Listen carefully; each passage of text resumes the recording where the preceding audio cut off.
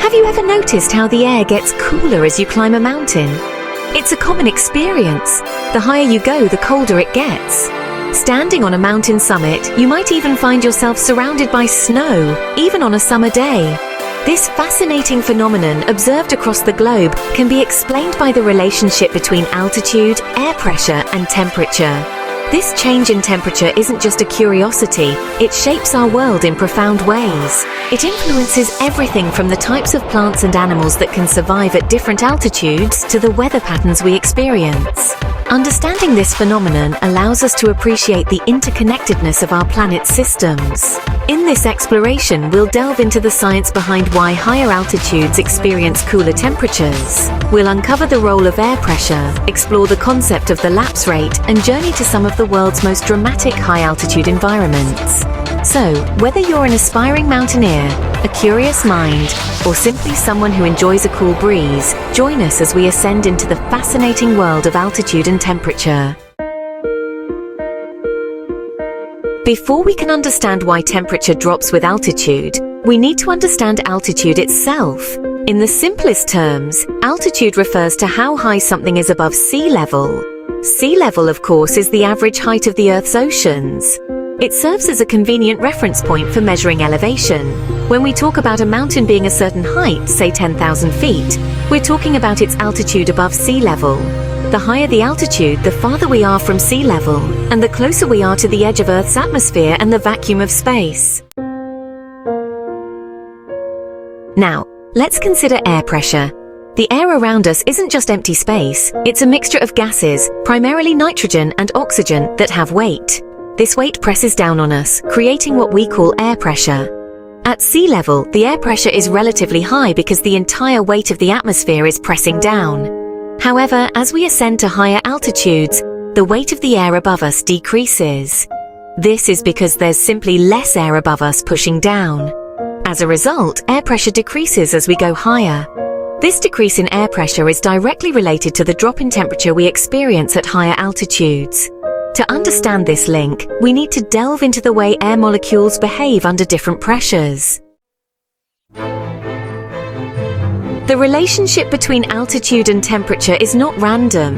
It follows a fairly predictable pattern known as the lapse rate. The lapse rate refers to the rate at which the temperature of the atmosphere decreases as altitude increases. On average, the temperature drops by about 3.5 degrees Fahrenheit for every 1,000 feet of altitude gain. So, if the temperature at sea level is 70 degrees Fahrenheit, we can expect it to be around 35 degrees Fahrenheit at 10,000 feet. This cooling effect is primarily due to the expansion of air as it rises. Remember how we talked about air pressure decreasing with altitude? Well, as air rises and encounters lower pressure, it expands. And when air expands, it cools down. It's like letting air out of a tire. The escaping air feels cool. Section 5. Real-world examples from the Alps to the Andes. The phenomenon of decreasing temperature with altitude is evident in mountain ranges and high-altitude regions across the world. Take the European Alps, for instance. At the base of these majestic mountains, you'll find lush green valleys and vibrant towns. However, as you ascend, the landscape transforms. Trees become scarcer, giving way to meadows and rocky slopes. Eventually, you reach the snow-capped peaks, where temperatures remain below freezing for much of the year. This stark contrast in climate within a relatively small geographical area highlights the dramatic impact of altitude on temperature. Similarly, the towering Andes Mountains in South America showcase the same principle. From the tropical rainforests at their base to the glaciers clinging to their summits, the Andes offer a microcosm of Earth's diverse climates, all shaped by the decreasing temperatures at higher altitudes.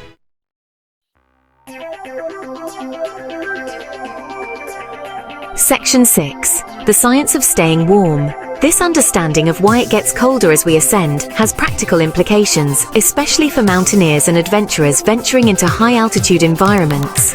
They need to be prepared for the challenges posed by frigid temperatures and thin air. Warm clothing, layered to trap heat effectively, becomes crucial. Specialized gear, such as insulated jackets, gloves, and hats, helps to combat the biting cold. Understanding how altitude affects temperature isn't just about scientific curiosity, it's about staying safe and comfortable in extreme environments. Beyond the realm of mountaineering, this knowledge is essential for pilots, meteorologists, and anyone working or living at high altitudes. It informs decisions about aircraft operation, weather forecasting, and even the construction of buildings and infrastructure in mountainous regions. Section 7. Layers of the atmosphere, a temperature roller coaster. Interestingly, the relationship between altitude and temperature isn't always as straightforward as a steady decrease. Our atmosphere is divided into distinct layers, each with its own temperature profile. In the troposphere, the layer closest to the Earth's surface where we live, the general rule of decreasing temperature with altitude holds true. However, in the stratosphere, the layer above the troposphere, the temperature actually increases with altitude. This is due to the presence of the ozone layer, which absorbs ultraviolet radiation from the sun, causing the stratosphere to warm up. This example highlights the complex interplay of factors that influence temperature at different altitudes. Section 8. Altitude sickness, thin air and its effects. The decreasing air pressure at higher altitudes doesn't just affect temperature, it also has physiological effects on the human body. As we ascend to altitudes above 8,000 feet, the lower air pressure means less oxygen is available for us to breathe. This can lead to a condition known as altitude sickness, characterized by symptoms such as headache, nausea, fatigue, and shortness of breath. In severe cases, altitude sickness can be life-threatening. Acclimatization, the process of allowing the body to adjust to the lower oxygen levels, is crucial for anyone venturing into high-altitude environments.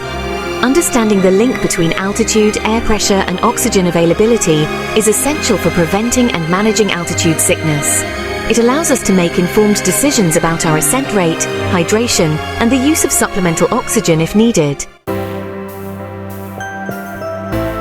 Section 9. Life at high altitude, adaptations and challenges. Despite the challenges posed by thin air and colder temperatures, life has found remarkable ways to thrive at high altitudes. From the snow leopards of the Himalayas to the vicuñas of the Andes, many animal species have adapted to survive in these harsh environments. These adaptations often involve physiological changes, such as larger lungs to extract more oxygen from the thin air, thicker fur or feathers for insulation against the cold, and specialized blood cells that can carry oxygen more efficiently. Studying these adaptations provides valuable insights into the resilience of life and the extraordinary ways organisms interact with their environment. Human populations living at high altitudes for generations, such as the Sherpas of the Himalayas and the Quechua people of the Andes, also exhibit unique physiological adaptations to cope with the lower oxygen levels. These adaptations highlight the incredible adaptability of the human body over time. Section 10. The importance of understanding altitude and temperature. Understanding the relationship between altitude and temperature is not just an academic exercise. It has practical implications for our daily lives and for the future of our planet. For instance, this knowledge is crucial in predicting weather patterns. As air masses rise and cool over mountains, they release moisture in the form of rain or snow, influencing precipitation patterns in surrounding areas. This understanding is essential for accurate weather forecasting, water resource management, and agricultural planning. Moreover, the effects of climate change are amplified at higher altitudes. As global temperatures rise, glaciers and snowpack in mountainous regions are melting at an alarming rate, impacting water supplies for millions of people downstream. Understanding how altitude influences temperature is crucial for monitoring these changes and mitigating the impacts of climate change. To Section 11. Conclusion. A breath of fresh, cool air. From the snow-capped peaks of the Himalayas to the chilly air on a mountain hike, the phenomenon of decreasing temperature with altitude is a constant reminder of the interconnectedness of Earth's systems. This simple yet profound concept shapes our planet's climates, influences the distribution of life, and plays a crucial role in understanding the challenges posed by climate change. As we've explored the science behind this phenomenon, from the role of air pressure to the concept of the lapse rate, we've gained a deeper appreciation for the complexity and wonder of the natural world. So, the next time you feel the cool mountain air on your face or marvel at a snow-capped peak, remember the fascinating interplay of altitude, air pressure, and temperature that creates these awe-inspiring experiences.